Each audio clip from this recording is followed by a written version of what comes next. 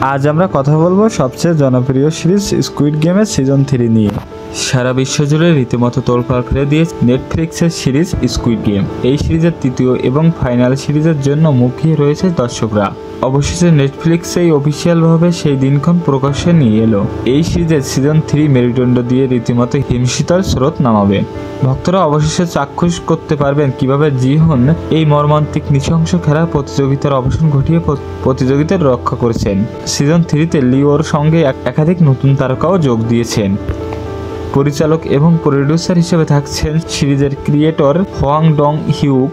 Squid গেমের season 2 মুক্তি পেয়েছিল গত 26শে ডিসেম্বর 2024 সালে। ছিল মোট 7টি এপিসোড।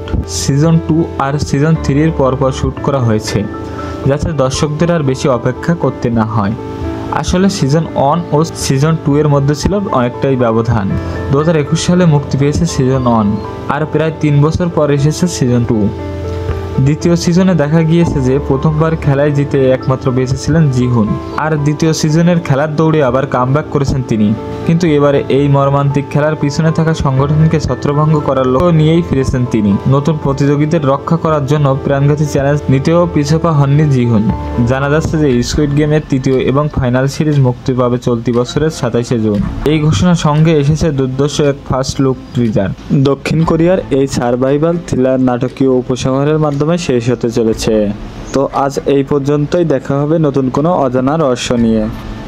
এমন আরও ভিডিও পেতে চ্যানেলটাকে সাবস্ক্রাইব করে অল বাটনে ক্লিক করে দিন।